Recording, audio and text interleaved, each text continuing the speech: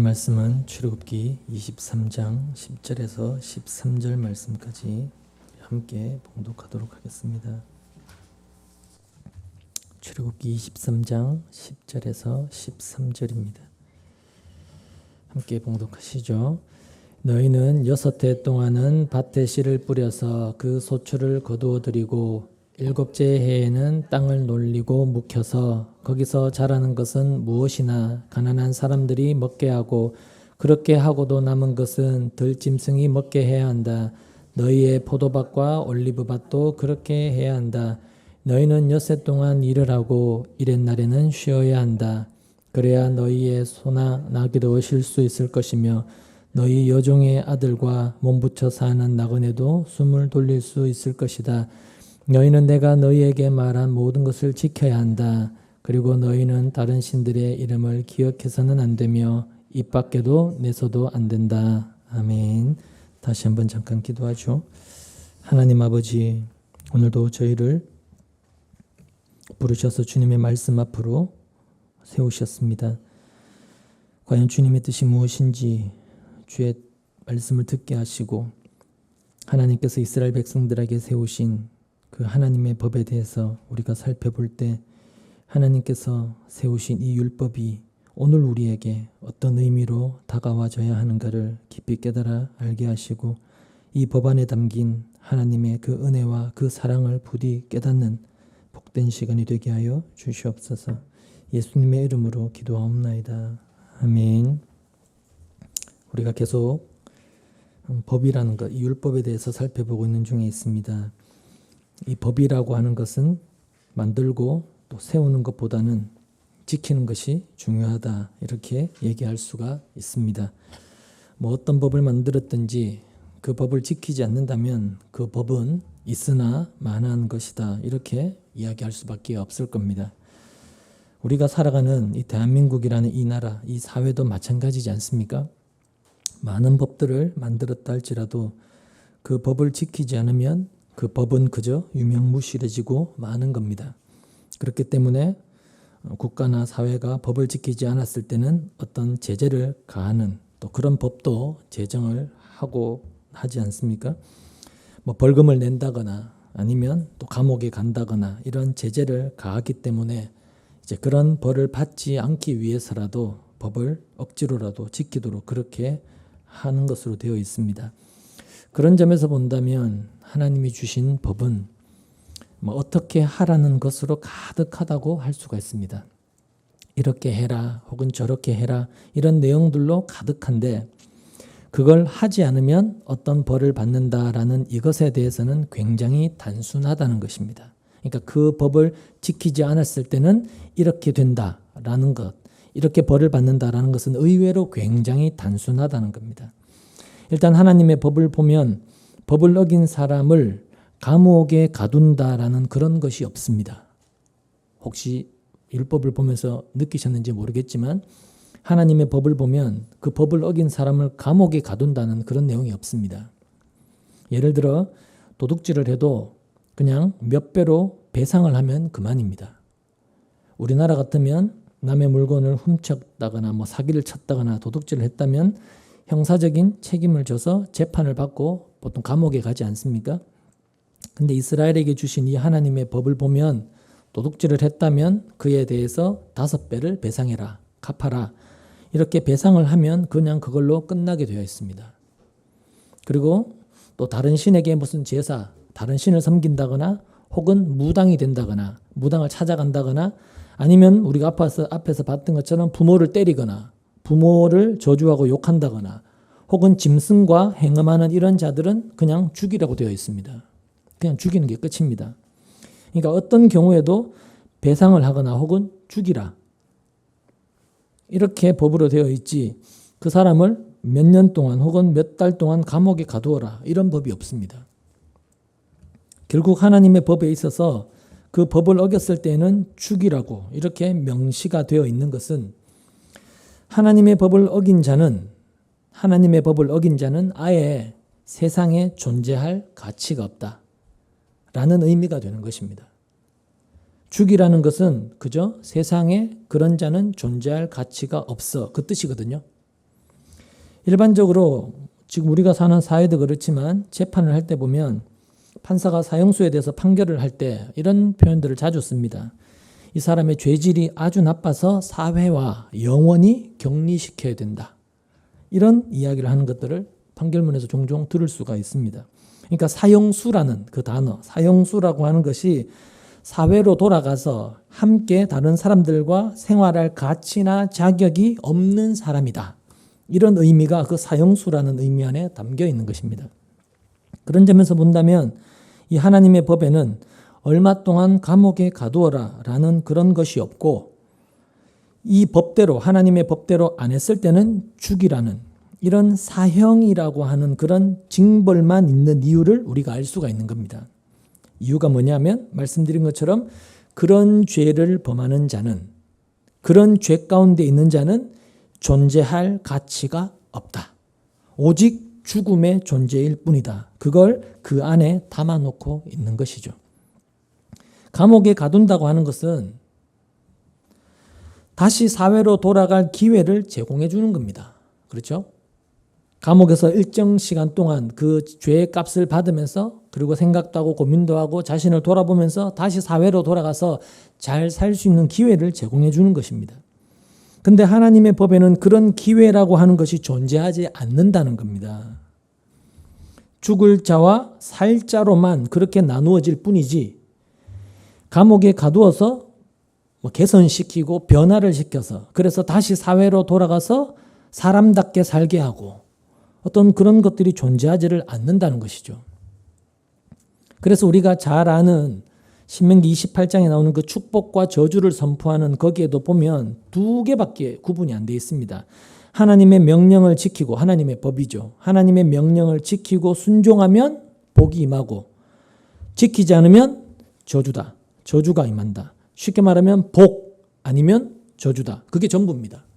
하나님의 법은. 저주 아래서 몇 년 개고생하다가 다시 잘하면 복을 받는다. 이런 게 없단 말입니다. 저주받을 자는 그냥 영원히 저주받을 자로 끝입니다. 돌아설 수 없습니다. 왜 그런가 하면 인간이란 존재가 자기가 저주의 길로 가다가, 죽음의 길로 가다가 잘해서, 내가 뭔가를 잘해서 복의 길로 바꾸어 가고, 또 복의 길로 가다가 또 잘못해서 저주의 길로 다시 가고, 이렇게 왔다 갔다 하는 그런 존재가 못 됐기 때문에 그렇습니다. 인간은 그런 존재가 못 됩니다. 그럴 실력도 능력도 없는 게 인간입니다. 그러니까 우리에게 주어진 그 두 갈래의 길이라고 하는 것이 그렇게 임의대로 왔다 갔다 할 수 있는 그런 길이 아니라는 거예요. 이걸 꼭 기억하셔야 됩니다. 그래서 내가 어느 길에 들어섰느냐, 이게 굉장히 중요한 겁니다. 저주면 그래서 영원히 저주고, 복이면 영원히 복인 거예요. 그렇기 때문에 말씀을 지키지 않으면 저주를 받는다, 죽음이다, 이렇게 말씀을 하시는 것은 말씀을 지키지 않았을 때에는 그것을 통해서, 그 사람이 말씀을 지키지 않았을 때는 그 말씀을 지키지 않는 그 불순종을 통해서 드러나는 것은 너는 저주의 존재고 죽음의 존재일 뿐이다라는 것이 그렇게 드러나는 것입니다. 네가 저주와 죽음의 존재라는 이 사실은 절대로 변하지 않아 라는 것이 그가 말씀을 지키지 않고 법을 지키지 않는 그것으로 그렇게 드러나고 있는 것입니다. 그렇게 인간이라고 하는 것은 저주받을 자다, 죽음의 존재다라는 것을 드러내는 증거로 주어진 것이 바로 하나님의 법이다, 율법이라는 것입니다. 이스라엘을 향해서 너희는 저주받을 자다, 하나님의 저주가 마땅한 죽음의 존재들이다, 이렇게 드러내고 있는 것이 바로 그런 법이라는 것이죠. 그렇게 율법을 주신 것이 인간은 저주받을 자라는 것을 드러내고자 하시는 그런 하나님의 의도가 거기에 담겨 있는 거라면, 그게 율법을 주신 의도라면, 그것은 결국 법으로 하여금, 그 법을 통해서 인간으로 하여금 내가 저주받을 자라는 사실을 알게 하시겠다라는 의미가 되는 거예요. 하나님의 의도는. 근데 이 말을 또 바꾸어서 말하면 무슨 말이 되는가 하면, 무슨 의미가 되는가 하면요, 인간이라는 존재는 자기가 저주받을 자로, 죽음의 존재로 자기를 보지 않는다는 뜻입니다. 절대로 보지 않는다는 거죠. 그게 인간이라는 겁니다. 그게 인간의 본성이라는 거죠. 늘 인간은 그렇습니다. 자기를 그런 자로 보지 않습니다. 우리가 늘 성경을 보고 설교를 들으면서 인간은 죄인이고 특별히 우리 교회는 더 심하죠. 죄인이고 저주받을 자고 죽음의 존재고 심판받아 멸망당할 존재다 이렇게 이야기를 자꾸 하니까 그래 맞는갑다 맞다 그래 내가 그런 존재다 라며 우리가 우리를 그렇게 인식하고 있고 그렇게 알고 있는 것으로 생각할 것 같은데 우리가 살고 있는 걸 보면 우리가 살아가고 있는 걸 보면 우리가 말하고 생각하고 표현하고 드러내고 있는 걸 보면 자기를 저주받을 존재로 보느냐? 보지 않습니다. 심판이 마땅한 죽음의 존재를 그렇게 안 본다는 거예요. 그렇기 때문에 하나님은 말씀과 성령을 통해서 늘 우리에게 네가 어떤 존재고 어떤 처지에 있는 자인지 아냐? 라며 그걸 늘 보게 하시는 것이고 그걸 통해서 뭔가를 배우게 하시는 것입니다. 여기서 이제 우리에게 중요한 문제가 대두가 되는데 그것은 우리가 예수를 믿는다, 예수님을 믿는다라고 했을 때 자기가 저주받을 자라는 걸 알고 예수를 믿는 사람이 있고 한쪽 부류는 내가 예수를 믿는다라고 말할 때 자기가 저주받을 존재라는 걸 알고 예수를 믿는 사람이 있고 또 한쪽은 반대로 자기가 저주받을 자라는 걸 전혀 알지 못하고 내가 예수를 믿겠다고 하는 사람이 있다는 겁니다. 두 부류로 나뉘어집니다. 예수를 믿는다라고 하는 사람들 딱 이렇게 두 부류로 나누어집니다. 이렇게 두 종류의 믿음을 놓고 봤을 때 과연 어느 쪽이 참된 믿음이고 어느 쪽이 믿음이 아닌가, 다른 말로 거짓된 믿음인가라는 것은 여러분도 그만큼 익히 들으셨으니까 아실 겁니다. 내가 저주의 존재라는 걸 알지 못하고 예수를 믿는다라고 하는 그런 사람은 믿음 안에 있는 것이 아닙니다. 자기가 저주의 존재라는 것, 죽음의 존재라는 걸 알지 못하고 내가 예수를 믿는다, 예수를 믿겠다라고 하는 것은 믿음이 아니에요. 그걸 믿음으로 하나님은 인정하시지 않는다는 겁니다. 그건 내 믿음이에요. 하나님이 주신 믿음이 아니고. 그리고 그런 거짓된 믿음을 가진 사람의 특징이 뭐냐면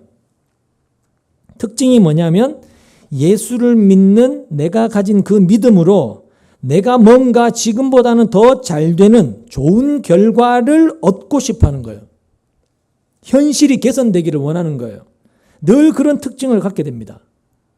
예수를 믿는데 내 믿음으로 뭔가 내가 좀 더 지금보다는 잘 되고 좀 더 좋은 걸 누리고 싶고 얻고 싶은 그런 바람이 늘 있는 거예요. 한마디로 말해서 예수를 믿는다고는 하는데 거기에서 예수를 생각하지 않고 자기 몸을 생각하는 겁니다. 예수를 믿는데 자기를 위해서 예수를 믿는 거예요.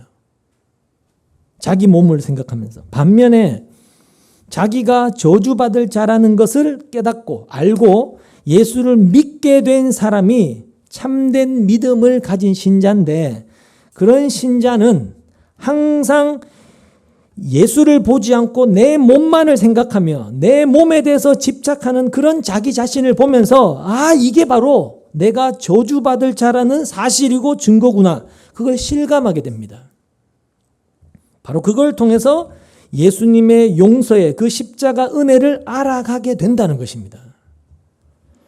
그래서 여기서 여러분이 좀 늘 염두에 두셔야 될 것이 뭐냐면 우리가 지금 살펴보고 있는 이 하나님 말씀이라고 하는 이 성경이라고 하는 것은 이 성경 전체를 통해서 우리를 예수로 말미암은 그 하나님의 은혜와 그 사랑으로 계속 끌어당기고 있다는 것입니다. 그게 지금 성경을 통해 우리를 이끌어 가시려는 하나님의 의도라는 거예요. 말씀을 통해서 내가 어떤 존재인가를 드러내시면서 결국 하나님이 나에게 어떠한 은총을 베푸셔서 어떤 자로 나를 만들어내셨는가 라는 그 은혜의 세계로 우리를 이끌어가고 있는 것이 하나님의 말씀이라고 하는 성경이다. 이걸 여러분 늘 염두에 두시고 말씀을 보셔야 돼요. 이거는 그냥 도덕책, 윤리책이 아니에요. 이대로 하면 복 받고 이대로 안 하면 벌 받는다. 이걸 제시한 책이 아니란 말입니다. 예수 안이라는 그 은혜의 세계로 우리를 끌고 가는 게 이 성경이 목적이라는 거예요. 그런 차원에서 하나님의 말씀이라고 하는 이 율법도 마찬가지라는 겁니다. 그러니까 나는 죄로 인해 죽음이 마땅한 죽음의 존재다. 저주받을 자다라는 내가 처한 그 내 현실에서 예수님의 십자가 용서의 은혜라는 것이 과연 어떤 것인가 하는 것을 깨달아 알아가는 것이 율법이 우리를 붙들어서 인도해 가고자 하는 길이라는 것을 우리가 생각을 해야 된다는 거예요. 성경은 그런 사람을 가리켜서 신자라 이렇게 이야기를 한다는 겁니다. 진짜 하나님이 주신 믿음을 가진 신자, 주님의 십자가의 용서, 그 은혜 안으로 이끌려가는 자, 그가 바로 신자다. 그리고 하나님은 택하신 자기 백성을 그런 신자로 만드시기 위해서 끊임없이 하시는 일이, 하나님의 일하심이 우리 죄를 보게 하시고 또 그 저주 아래에 있는 것이 진짜 내 실상이구나, 이걸 깨달아 알아가게 하신다는 것이죠. 그래서 우리가 늘 하나님 말씀을 통해서 또 이 하나님이 주신 이 율법을 통해서 나의 실상, 나의 죄인됨을 보게 되고 알게 되는 이것이 바로 하나님의 은혜가 되는 거예요. 아, 이게 하나님의 은혜구나, 복이구나, 이걸 알게 된단 말입니다. 그런 차원에서 오늘 본문도 우리가 얼마나 예수가 아닌 내 몸에 집착하며 살아가는지 우리의 현실을 보게 하는 그런 법이라고 할 수가 있는 것입니다. 본문 10절부터 다시 한번 보시죠. 너희는 6해 동안은 밭에 씨를 뿌려서 그 소출을 거두어 들이고 7째 해에는 땅을 놀리고 묵혀서 거기서 자라는 것이 무엇이나 가난한 사람들이 먹게 하고 그렇게 하고도 남은 것은 들짐승이 먹게 해야 한다. 너희의 포도밭과 올리브밭도 그렇게 해야 한다. 자, 6년 동안은 땅을 갈고 씨를 뿌리고 곡식을 거두고 그렇게 먹고 살라는 겁니다. 근데 7년째에는 땅을 갈지 말고 놀리고 묵혀두라는 그런 법입니다. 그렇게 묵혀두면 그 땅에서 자라는 곡식을 가난한 사람들이 먹고 또 남은 것들은 들짐승들이 먹을 거다. 이제 그런 의미가 되는 것이죠. 우리는 지금 농사를 짓지 않기 때문에 땅을 놀리고 묵히라는 이런 말씀이 우리에게는 어떤 부담감, 어떤 무거움으로는 전혀 다가오지 않을 겁니다. 우리는 농사를 짓지 않으니까. 근데 농사를 짓고 그것으로 생계를 유지하고 먹고 사는 농부들에게는 한 해 동안 땅을 묵혀라, 놀려라. 농사 짓지 말고 땅을 묵히라고 하는 것은 사실은 생존의 위협을 느끼게 하는 그런 충격적인 말씀이 아닐 수가 없습니다. 하나님께서 광야에 있는 이스라엘에게 만나를 내려주실 때 7째 날에는 만나를 거두지 못했습니다. 대신에 6째 날에 갑절로 2배로 주셨죠. 그러면 7년째는 땅을 놀리고 묵혀라 이렇게 말씀을 하시면서 6년째는 내가 곡식을 7년째에 먹을 수 있을 만큼 2배로 거두게 하겠다 이렇게 말씀해 주시면 먹고 살아야 될 생존에 대해서는 그래도 걱정을 덜 할 수가 있습니다. 어차피 6년째 소출을 2배로 주실 거니까 남은 것으로 당연히 7년째 되는 그 해도 살면 되지 않겠습니까? 걱정이 안 되죠. 근데 6년째 더 줄게, 2배로 거두게 해줄게 라는 그런 약속이 없습니다. 지금 없죠? 없습니다. 그런 말씀 없이 그냥 땅을 놀리라고, 묵히라고 하시는 거예요. 그렇다면 그 말씀을 받으면서 그 말씀대로 하고자 했을 때는 당장 걱정이 되죠. 그럼 우리는 뭘 먹고 사나? 1년 동안 어떻게 살지? 걱정이 없을 수가 없는 겁니다. 자, 땅을 놀리고 묵히라는 취지가 거기에 사는 가난한 백성들과 들짐승들을 위해서라고 말씀을 하시는 것 같습니다. 그죠? 근데 그렇게 가난한 백성과 들짐승을 위해서 땅을 묵히라고 명령을 하신 것이라면 굳이 이렇게 하실 필요 없다는 거죠. 그리고 가난한 백성과 들짐승을 위해서 땅을 묵히라고 명령을 하신다는 것은 쉽게 말하면 그 땅의 주인이 누구냐라는 뜻입니다. 그죠? 네가 농사 짓고 있는 그 땅의 주인이 너냐 아니면 다른 사람이냐 이렇게 묻는 거랑 똑같은 겁니다. 무슨 말이냐면 땅에서 농사를 짓고 있는 사람에게 너 이제 농사 짓지 마, 한 해 동안 농사 스탑 이렇게 명령할 수 있는 사람이 있다면 그 사람은 누구겠습니까? 당연히 그 땅의 주인밖에 없습니다. 그 땅의 주인만이 그 땅에서 농사 짓고 있는 그 사람에게 너 농사 짓지 마, 1년간 농사 금지야, 쉬어, 이렇게 명령할 수가 있다는 것이죠. 따라서 그 명령에는 비록 6년 동안 자기 땅에서 파종하고 농사를 지어서 소산을 거두며 그렇게 살아왔지만 실상은 너희는 그 땅의 주인이 아니다. 모두가 다 소작농일 뿐이다. 라는 그런 의미가 거기 들어있는 겁니다. 맞죠? 땅을 놀리고 묵히라는 그 말에는 그런 의미가 들어있는 것이죠. 너희는 땅 주인이 아니야. 소장인일 뿐이야. 주인은 나야. 그런 의미가 거기 들어있는 것이죠. 땅의 주인은 쉽게 말하면 하나님이고 하나님이 그들에게 땅을 주셔서 농사 짓고 먹고 살게 하셨다. 그 의미가 땅을 놀리고 묵혀라 라는 그 법에 담겨 있는 것입니다. 그렇게 봤을 때 땅을 묵히라고 하시는 그 하나님의 취지가 무엇인지 우리가 알 수가 있는 것이죠. 비록 본문에서는 땅을 묵혀서 가난한 사람들로 먹게 하라는 그런 말씀이 있죠. 그리고 그걸 표면적으로만 보면 하나님께서 가난한 사람들을 도우라고 이런 법을 제정하셨구나 이렇게 생각이 들 수가 있단 말입니다. 가난한 사람을 위해서 주신 법이구나 그렇게 생각을 할 수가 있는데 근데 앞에서 언급했다시피 가난한 사람을 위해서 땅을 묵히라고 하는 것이 이 법을 주신 진짜 취지라면 굳이 7년째 농사를 짓지 말라는 것보다 매년 수확한 곡식 중에서 얼마를 떼서 가난한 사람들에게 나눠줘라. 이게 더 효과적이란 말입니다. 효율적이고 효율적인 측면에서는 이게 더 훨씬 낫다는 거죠. 가난한 사람이 7년이 되어서 묵혀둔 그 땅에서 곡식을 거두어 봐야 여러분 얼마나 거두겠습니까? 땅을 묵히라는 것은 7년째에는 가난한 사람들이 그 땅 빌려서 농사 지어라 이 뜻이 아니거든요. 그 뜻이 아니에요. 말 그대로 땅을 그냥 놀게 하는 겁니다. 그냥 땅을 가만히 두는데 6년째 거둔 후에 그 땅을 놀게 할 때 뭔가 그 땅에서 자라난 곡식이 조금은 있지 않겠습니까?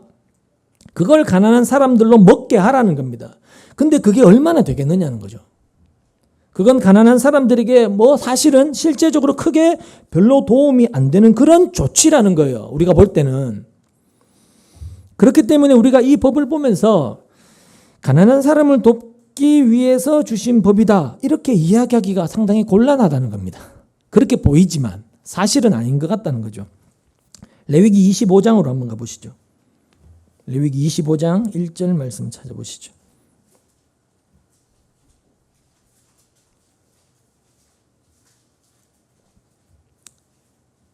레위기 25장 1절에서 5절까지 같이 읽어보겠습니다. 같이 봅니다. 레위기 25장 1절에서 5절입니다. 시작. 주님께서 시내산에서 모세에게 말씀하셨다. 너는 이스라엘 자손에게 말하여라. 그들에게 다음과 같이 일러라. 내가 너희에게 주기로 한 그 땅으로 너희가 들어가면 나 주가 쉴 때 땅도 쉬게 하여야 한다. 6해 동안은 너희가 너희 밭에 씨를 뿌려라. 6해 동안은 너희가 포도원을 가꾸어 그 소출을 거두어라.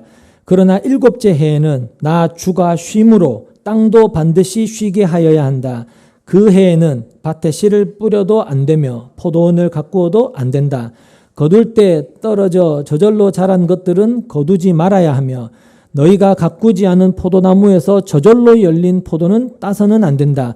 이것이 땅의 안식년이다. 자, 7년째 땅을 쉬게 하고 묵힐 때에도 거기에서 자라난 열매들이 있다는 겁니다.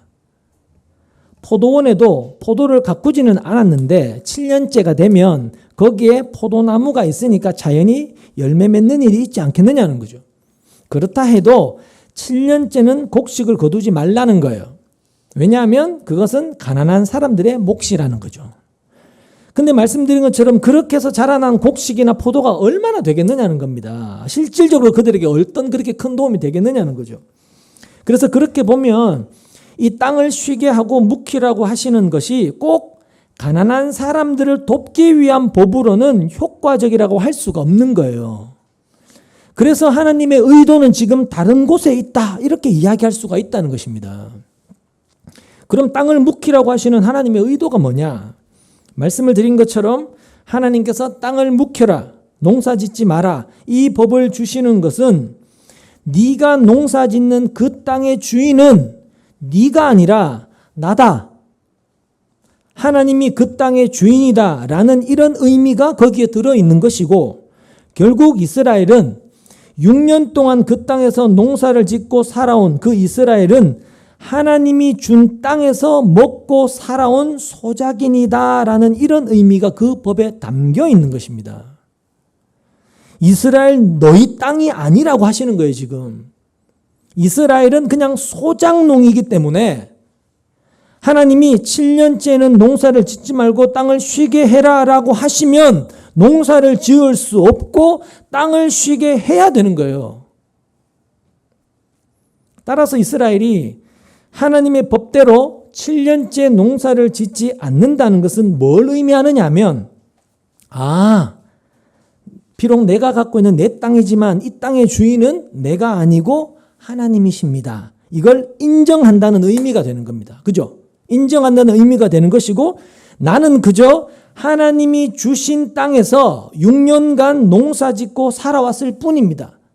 하나님이 주신 것으로 먹고 마시고 살아왔던 인생일 뿐입니다. 이걸 인정하는 게 되는 것이죠. 이게 바로 하나님이 이 법을 주신 취지라는 것입니다. 하나님이 법을 주신 취지예요. 다시 말해서 하나님은 이스라엘이 살아가는 땅을 자기들의 땅으로 여기는 것을 용납하시지 않겠다는 겁니다. 하나님이 주신 땅에서 하나님 덕분에, 다른 말로 하면 하나님의 은혜로 먹고 살아왔습니다. 이걸 잊지 않고 그걸 아는 하나님 백성이 되게 하시겠다라는 것. 그게 바로 이 법의 의미가 되는 거예요. 내가 준 땅에서 너희가 일한 것이고 너희가 일해서 먹고 산 것이 아니라 내 은혜로 곡식을 거두면서 살아왔다는 것을 너희가 아냐? 진짜 그걸 믿냐? 그게 바로 땅을 놀리고 묵히라 라는 그 말씀에 담긴 의미가 되는 거죠. 자, 그러면 이제 문제는 이스라엘이 과연 하나님의 이 법을 지켰을까? 라는 겁니다. 지켰을까요? 지키지 않았을까요?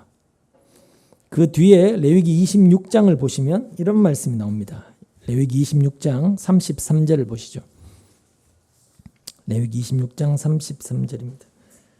35절까지 같이 읽어보겠습니다. 같이 봅니다. 시작. 나는 너희를 여러 민족 사이로 흩어버리고 칼을 뽑아 너희 뒤를 쫓게 할 것이다. 너희가 살던 땅은 버려진 채 거칠고 쓸모없이 될 것이며 너희가 살던 마을들은 폐허가 될 것이다.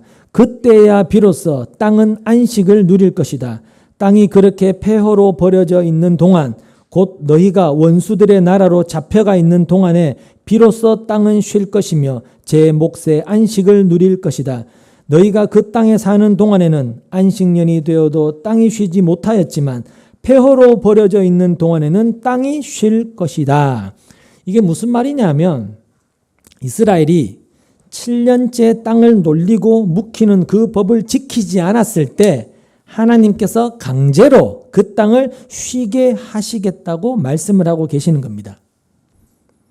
그 땅에 거주하는 이스라엘을 흩어버리고 여러 민족에게로 흩어버리시고 그 땅을 쉬게 하시겠다라고 하시는 것이죠. 그리고 이 말씀이 그대로 이루어진 것이 기원전 586년 이스라엘의 패망입니다. 그리고는 모두가 바벨론의 포로로 끌려가게 되죠. 하나님이 이스라엘을 멸망시키심으로써 이 레위기의 말씀처럼 이스라엘을 여러 곳으로 흩어버리셨습니다.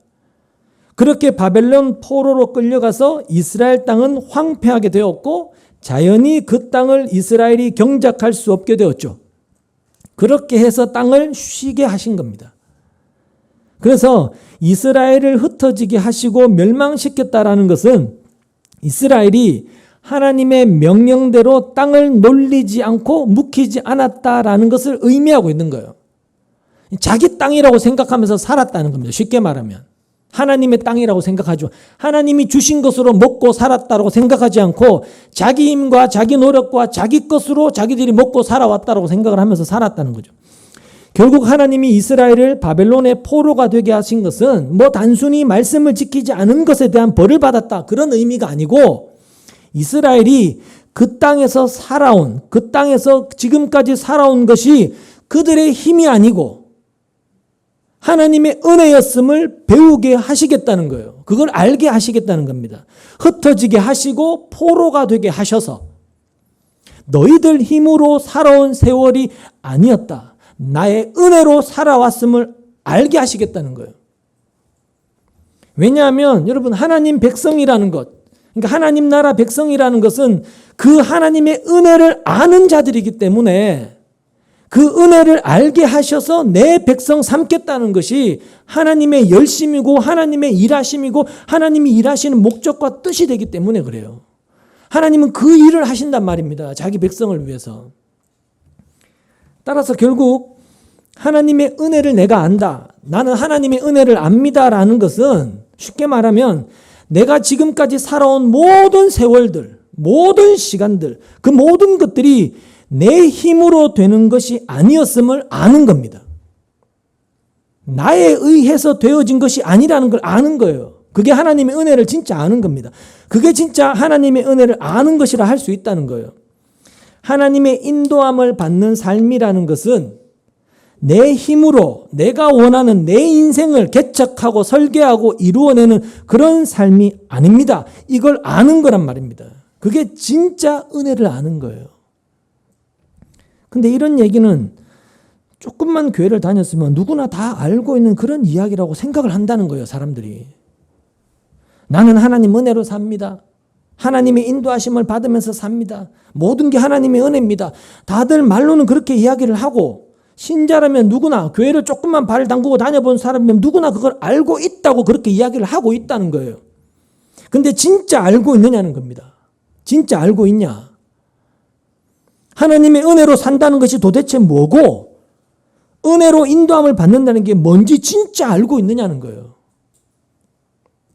그래서 필요한 게 뭐냐면 정말로 하나님의 은혜를 알고 그 은혜로 살아가는 것이 어떤 삶인가를 한번 확인해 보자는 겁니다.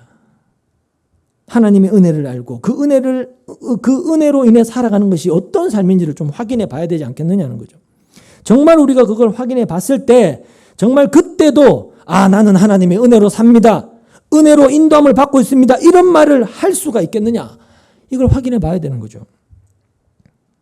여러분 하나님의 은혜로 산다. 하나님의 인도함을 받으며 산다라는 것은 다른 말로 하면 하나님이 살게 하셔서 산다. 그 뜻이거든요. 하나님이 살게 하기 때문에 산다. 그 뜻인데 이게 뭘 의미하느냐면 하나님의 은혜가 아니면 그러니까 하나님이 주시지 않았다면 지금 내게 있는 것 중에 어느 것 하나도 나에게 주어져야 될 이유가 없습니다. 나는 그걸 받을 자격이 없는 자입니다. 이걸 인정하고 받아들이는 것입니다. 그게 진짜 은혜를 아는 것입니다. 그러니까 내게 있는 모든 것들이 내가 지금 입고 있는 이 옷 한 벌까지도 하나님의 은혜로 주어진 것입니다. 은혜가 아니면 나는 이 옷 한 벌도 갖고 있을 자격이 없는 자입니다. 이걸 받아들이는 것이 은혜를 아는 거예요. 지금 나에게 있는 것이 많고 적고 크고 작고 이걸 다 떠나서 어느 것 하나도 나는 누릴 자격이 없다는 것이죠. 숨 쉬며 살 자격이 없다는 거예요. 그걸 아는 게 진짜 은혜를 아는 거란 말입니다. 결국 그게 내게 주어진 어느 것 하나도 하나님의 은혜가 아닌 것이 없다.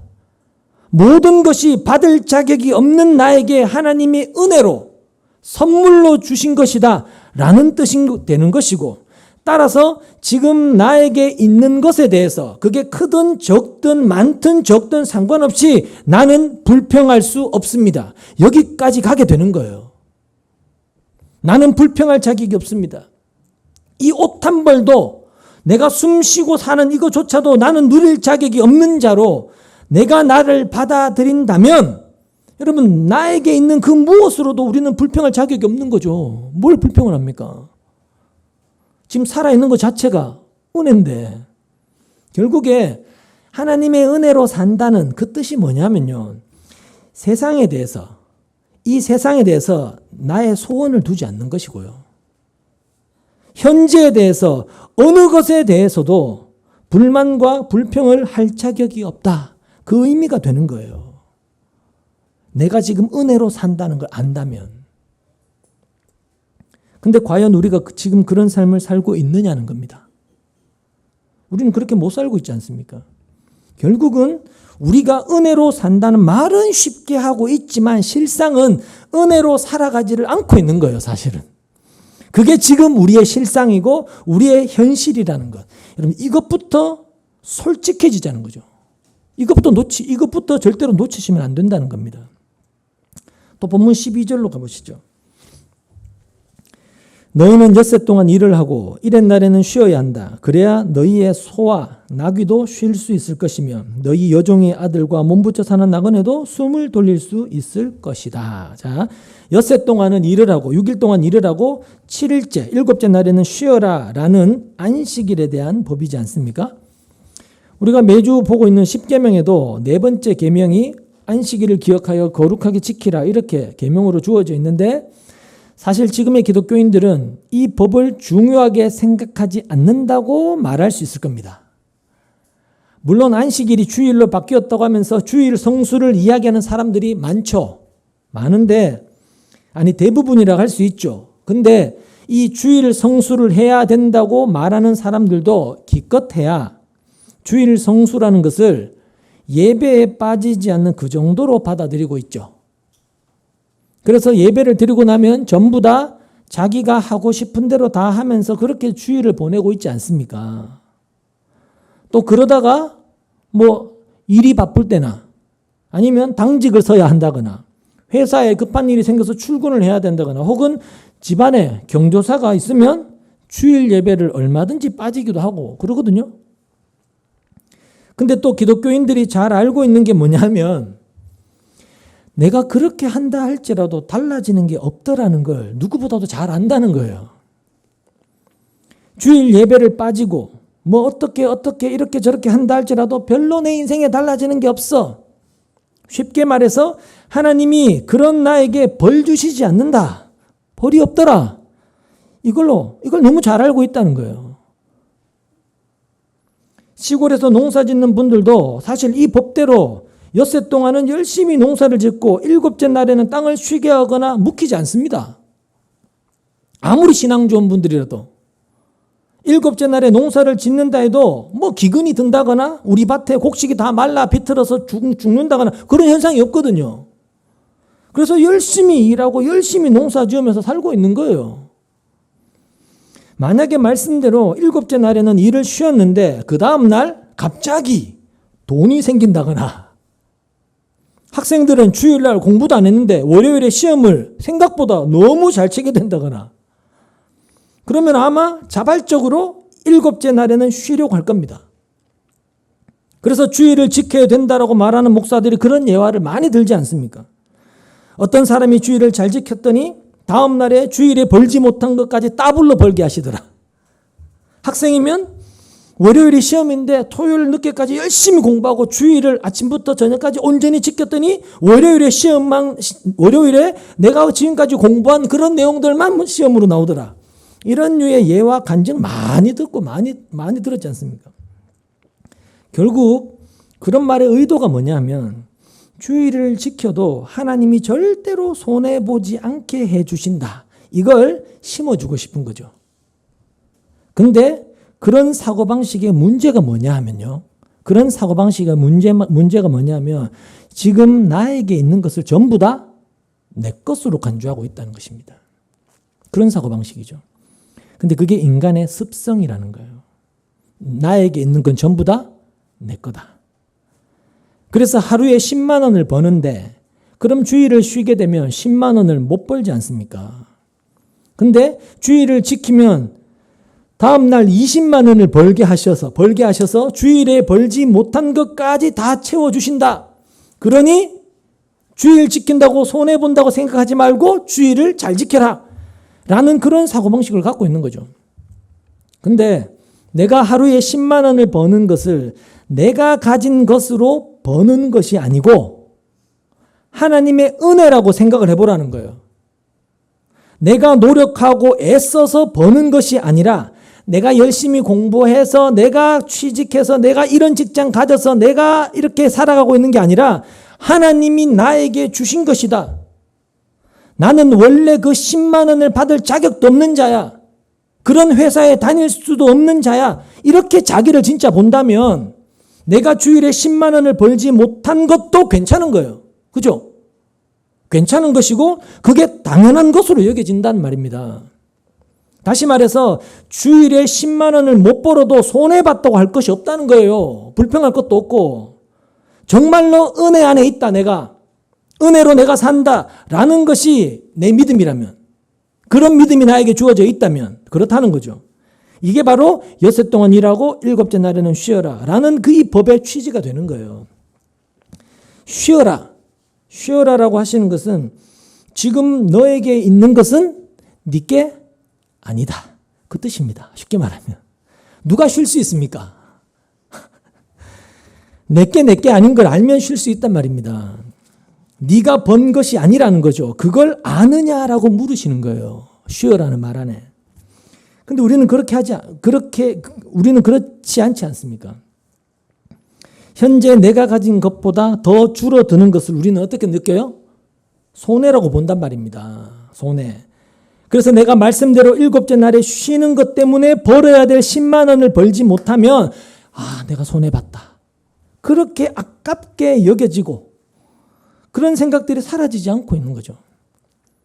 결론은 뭐냐면 쉬어라 라고 하시는 하나님의 이 말씀을 인간들은 받지를 않습니다. 받아들이지를 않습니다. 그 말은 결국 안식일을 지킬 자가 없다는 거예요. 누구도. 하나님이 주시고 하나님이 인도하시고 하나님이 살게 하신다. 그래서 모든 것이 하나님의 은혜다라는 그 사실로 인해서 쉬면서 안식을 누릴 자가 없다는 거죠. 우리는.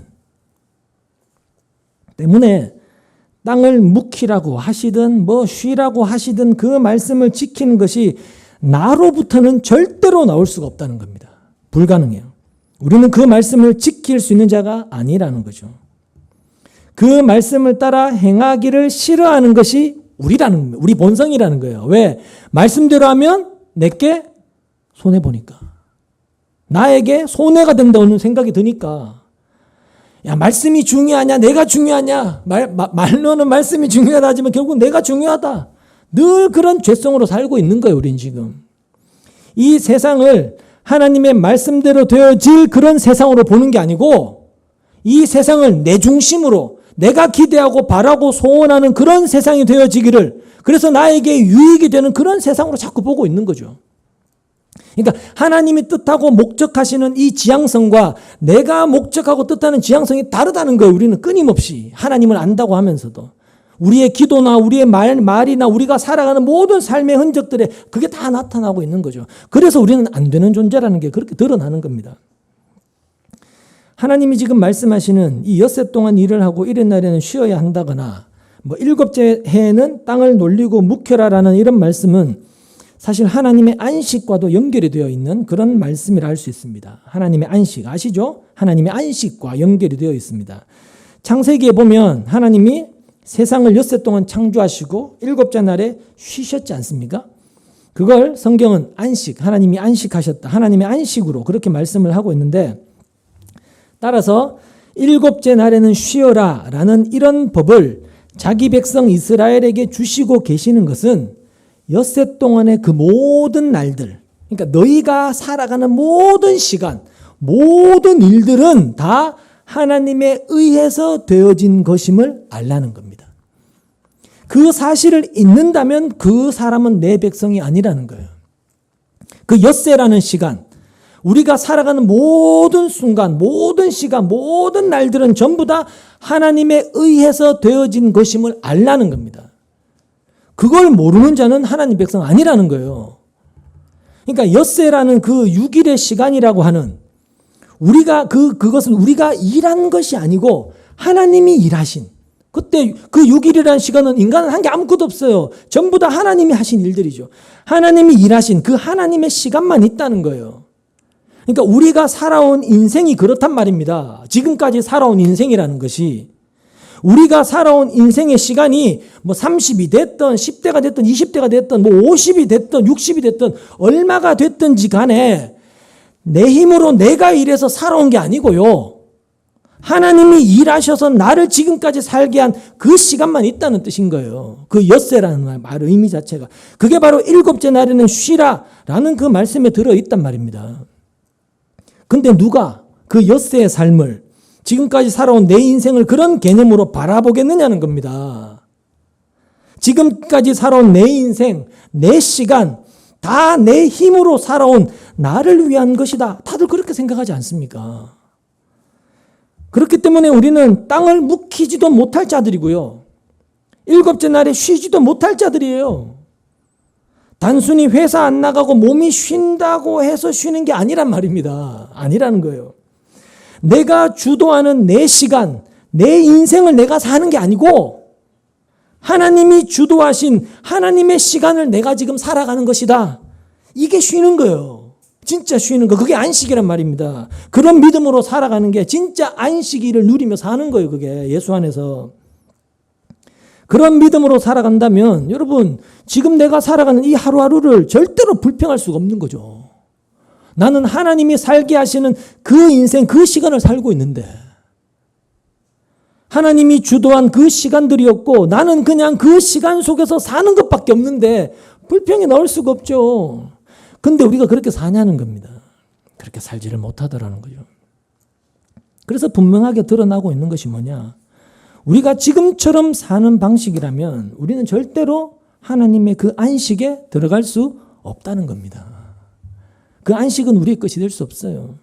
지금처럼 이 엿새라는 월화수목금토라는 그 의미가 담겨있는 그 엿새라는 그 시간을 주님이 주도하시며 주님이 일하시는 그런 시간이 아니라 나를 위한 시간으로 살고 나를 위한 인생으로 생각하며 아둥바둥거리며 살아가는 그런 세상 방식, 그런 세상 방식으로는 그 영원한 하나님 나라의 그 안식, 그 안식의 나라, 그 천국에 못 들어간다. 그게 드러나고 있는 것이죠. 나를 위해 내 시간을 살고 있으면서도 나는 예수를 믿으니까 천국 가, 죽으면 천국 갈 거야. 이건 굉장히 무지하고 어리석은 잘못된 생각이고 착각이라는 거죠.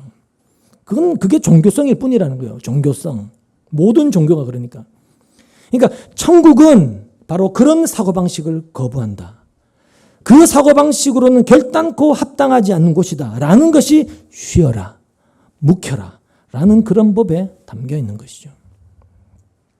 자, 그럼 우리에게 필요한 것, 중요한 게 뭐겠습니까? 우리에게 중요하고 필요한 게 뭐겠습니까? 우리가 살아가는 방식. 그러니까 내가 일해서 나를 위한 내 인생, 내 시간을 내가 산다라는 그런 세상 방식으로 살아가는 그 세상 말고, 그런 세상 말고 다른 세상이 있다는 것. 그걸 우리가 알아야 한다는 거예요. 다른 세상이 있다. 그 다른 세상이 뭐냐면 제가 늘 말씀드리지만 예수님이 오셔서 이루신 새로운 세상입니다. 그게 다른 세상이에요. 예수님이 오셔서 예수님이 이루신 새로운 세상. 그래서 신자는 예수님이 이루신 그 새로운 세상을 아는 사람이고 그 세상을 사는 사람입니다. 그게 신자예요. 그리고 예수님이 이루신 그 새로운 세상이 신자에게는 비로소 안식의 나라가 되는 겁니다.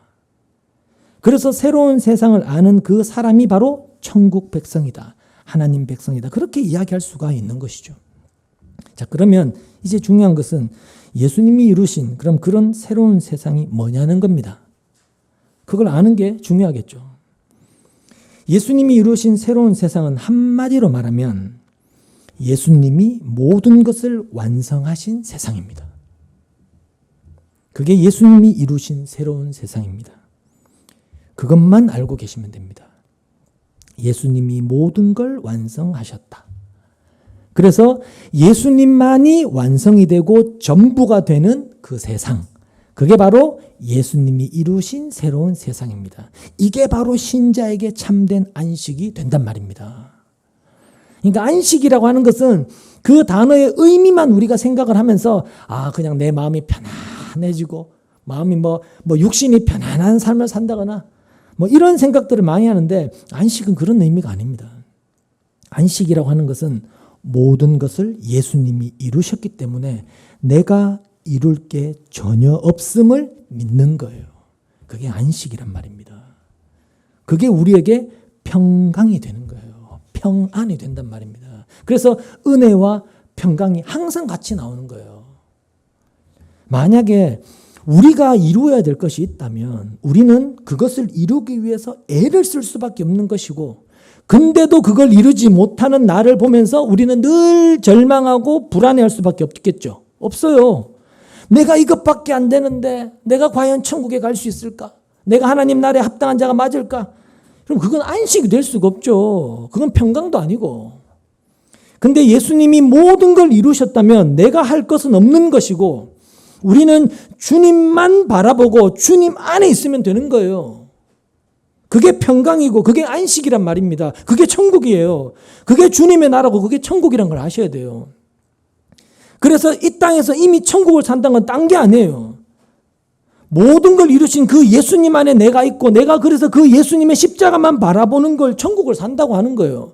장차 우리가 들어가야 될 그 천국에서 영원토록 그 일을 하며 산단 말입니다.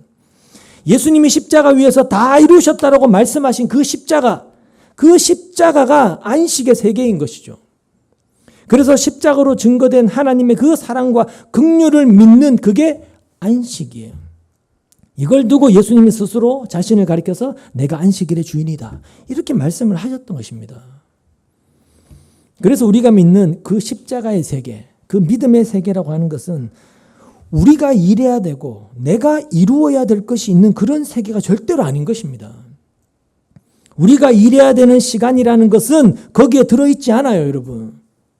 오히려 십자가의 세계는 우리가 일한 것은 실패할 수밖에 없는 세계인 거예요. 그게 바로 십자가로 완성된 세계예요. 그래서 세상과 다른 방식의 세계가 된단 말입니다. 예수님이 이루신 십자가의 세계라는 것은. 이 세상은요, 내가 일을 해야 돼요. 열심히 일을 하면 그만큼 이루는 것이 있고 그게 나의 공로가 되죠. 그게 누군가로부터 칭찬이 되고 인정도 되고, 그게 이 세상이란 말입니다. 세상 방식이에요. 근데 십자가는 전혀 그런 인간 것을 전부 다 배격한다. 절대로 용납하지 않는다. 오히려 인간의 것을 가지고 나오게 되면 실패할 수밖에 없는 세상. 그게 십자가로 완성된 주님이 이루신 세상이란 말입니다. 이스라엘에게 땅을 묵히라고 하시고 7째 날에는 쉬라고 하시는 것도 이스라엘이 말씀을 지켜서 뭔가 이루는 그런 방식의 안식은 없다, 이걸 알게 하시는 거예요. 왜? 안 되거든요. 그러면서 하나님의 용서와 하나님의 그 긍휼로 이루어진 새로운 세상으로 이스라엘을 끌고 가고자 하시는 것이 바로 하나님이 율법을 준 의미가 되는 거예요, 지금. 바로 그 율법이 우리로 하여금 우리가 일해서 이룰 수 있는 것이 없는 그 새로운 세상, 예수님이 십자가 위에서 다 이루신 그 십자가의 세계를 바라보게 만드는 거예요. 그게 율법이란 말입니다. 근데 유대인들은 결국 율법을 거꾸로 이해를 해버렸던 거죠. 자기들이 율법대로 살아서 뭔가 이루어내야만이 하나님 백성으로 여김받고 인정받을 수 있는 것처럼, 그렇게 존재하는 게 하나님 백성으로 백성다움이라고 존재하는 것이라고 그렇게 여겼던 거죠. 전혀 율법을 다르게 이해를 해버린 거죠. 근데 하나님이 주신 이 법, 이 율법은 우리가 이룰 수 있는 것이 없다. 내가 이룰 수 있는 것이 아무것도 없다라며 우리의 무능을 보게 하는 것이 율법을 주신 참된 의미라는 거예요. 그래서 결국 율법은 나로 하여금 예수님의 십자가 피, 십자가 공로, 십자가 은혜밖에 없습니다. 그게 나의 전부입니다. 그게 나의 만족입니다. 라는 그 결론으로 나를 이끌어가게 되는 거예요. 그게 하나님이 주신 참된 믿음으로 사는 거예요. 그 믿음으로만 그걸 보고 느끼고 깨달을 수 있는 것이고, 그 믿음이 우리를 영원한 그 안식의 세계, 하나님의 그 안식의 나라에 우리를 불러들이는 거예요. 그 믿음으로만 들어간단 말입니다. 결국 성령이 우리 안에 오셔서 일하시고 역사하시는 것도 딴 게 아니에요. 성령 불 받아가고 뜨겁게 뭔가 막 쫓아다니면 막 하고, 이게 아니에요. 이게 아니고 예수님이 나에게 참된 안식이 되신다, 참된 평안이 되신다, 이걸 알게 하는 거예요, 성령이. 그걸 알게 하시기 위해서 우리에게 뭘 보게 한다고요? 내 죄를 보게 하시는 거예요. 말씀을 통해서 내가 누군지 끊임없이 폭로시키시는 거예요. 그래서 예수님만 바라보고 그분이 나의 참된 위로와 평강과 복이다라는 걸 알게 하는 거, 복음을 알게 하는 거죠. 때문에 신자된 우리가 예수 안에 사는 게 뭘까? 예수 안에 있는 게 뭘까? 이걸 알아가면 알아갈수록, 말씀을 통해 알아가면 알아갈수록 지금 나에게 있는 것들 이 하나하나가 내가 도저히 감당하지 못할 하나님의 은혜입니다. 이렇게 다가오게 되는 거예요. 현실이 엉망진창이라 하더라도 내가 호흡하고 숨쉬고 살아가는 것 자체가 하나님의 은혜인 걸 알기 때문에 어떤 것도 내가 감당할 수 없는, 받을 수 없는 하나님의 은총입니다. 이렇게 여겨지게 되는 거예요. 그리고는 그런 은혜로 받아들이지 못하는 자신을 보면서 그게 은혜로 살고 여기고 은혜를 받아서 은혜로 살고 있음에도 불구하고 그게 내 눈에 은혜로 여겨지지 않는 자기를 보면서 한숨 쉬게 돼요. 나는 왜 안 될까? 은혜를 은혜로 여기지 못하는, 늘 나에게 주어진 것에 불만이 있고 불평이 있고 그게 나에 대한 답답함과 한숨으로 터져 나오게 되는 거죠. 그런 심정이 되기 때문에 내가 죄인 중에 괴수입니다 라는 그 바울의 고백을 대할 때 나도 그렇습니다. 나도 그래요. 그렇게 반응하게 되어지는 거예요. 그 바울의 고백이 내 고백처럼 여겨지기 때문에. 이것이 예수님이 십자가로 다 이루신 참된 믿음의 세계고 안식의 나라이기 때문에 믿음을 얘기하면서 여전히 세상 것에만 초점을 두고 지금 있는 것보다 좀 더 가져보겠다고 예수를 믿고 있다면 여러분 그걸 진짜 믿음이라고 할 수 있겠냐는 겁니다. 그건 믿음으로 절대로 인정받지도 용납받지도 않는다는 거예요. 오히려 그런 식으로 나오는 것은 십자가에 흘리신 예수님의 그 피의 은혜를 팽개쳐 버리는 것이고 짓밟는 그런 결과밖에 안 되는 거죠. 그러니까 그렇게 십자가의 은혜를 멸시하고 살아가는 게 여러분 우리더라는 겁니다. 우리라는 거예요. 그러니 잘 믿겠다고 해봐야 잘 믿을 수 없는 게 우리입니다, 여러분. 그럼에도 예수님은 우리를 십자가 그 은혜 안에 붙드시더라. 그래서 결국은 우리에게 생명을 이루어내는 그 모든 것이 처음부터 끝까지 은혜밖에 없더라. 은혜라고 이야기할 수밖에 없다는 것이고 그게 우리에게 감당치 못할 감사로 다가오게 되는 거예요. 내가 지금 예수를 나의 구주로, 나의 구원자와 주님으로 이렇게 고백할 수 있다면 그것도 내가 감당하지 못할 은혜의 결과다. 이렇게 다가와지게 되는 것이죠. 그게 예수 안에서 믿음의 현실을 제대로 보고 있는 신자가 되는 것이고 그렇다면 내가 예수 안에 부름받은 그 자체가 나에게는 최고의 복된 현실로 여겨지게 되는 거죠.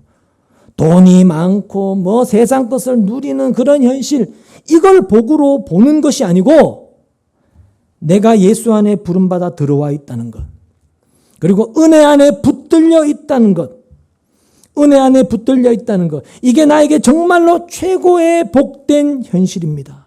왜냐하면 그 현실 속에 나는 영원한 천국에 들어갈 것이니까. 그것보다 당연히 좋은 현실은 없는 거죠. 그걸 아는 게 신자란 말입니다. 때문에 신자는요, 지금의 현실로 인해 내가 처한 이 세상 현실이 좋든 나쁘든 그걸 가지고 자기를 보거나 자기를 판단하는 게 아니고 예수 안에서 나에게 되어진 것, 하나님이 이루신 그 복된 것, 그걸 바라보면서 내가 복 가운데 있습니다. 내가 복 받은 자로 지금 살고 있습니다. 그렇게 자신 있게 말할 수 있는 사람, 그가 바로 참된 믿음을 소유한 신자입니다. 여러분, 저와 여러분이 신자라면 절대로 변하지 않는 분명한 사실은 그 은혜가 우리를 절대로 놓지 않는다는 것입니다. 우리는 그 은혜 안에서 끝까지 자발적으로는 가지 못하지만 끌려갈 것입니다. 때문에 우리를 하나님의 은혜 안으로 불러들이신 것, 그게 나에게 최고의 현실로 나에게 주어진 것이다. 그렇게 결론을 내릴 수밖에 없는 것이고, 그런 나의 현실을, 그런 복된 현실이 진짜 나의 현실이라는 것을 알게 되니까 당연히 주님께 감사하게 되는 거예요. 지금의 내 눈에 보이는 현실을 뛰어넘는 그 감사함으로 나오게 되는 거예요. 그게 안식에 참여하는 것이고, 그게 십자가의 세계입니다. 예수님이 다 이루신 그 완성의 세계, 그 천국을 지금 살아가는 것이죠. 이런 예수님이 이루신 완성의 세계를 우리가 알아갈수록 우리는 은혜 안에 부름받은 참된 현실에 눈이 열리게 되는 것이고, 범사에 감사한다. 이게 어떤 의미인지 비로소 알아가게 되는 거죠. 범사에 감사한다는 게 뭔지. 결국 이 율법들 하나하나는 이렇게 다 우리를 딴 거 아니에요. 은혜 안으로 끊임없이 끌어가는 겁니다. 이끌어가는 거죠. 그러니 율법을 통하여 우리가 예수 안으로 부름받은 이 복된 은혜 안에 있는 현실에 눈이 열리면서 그런 현실을 우리에게 은혜로 허락하신 그 하나님께 진심으로 감사하는 우리 모두가 되기를 주님의 이름으로 축원합니다. 기도하겠습니다.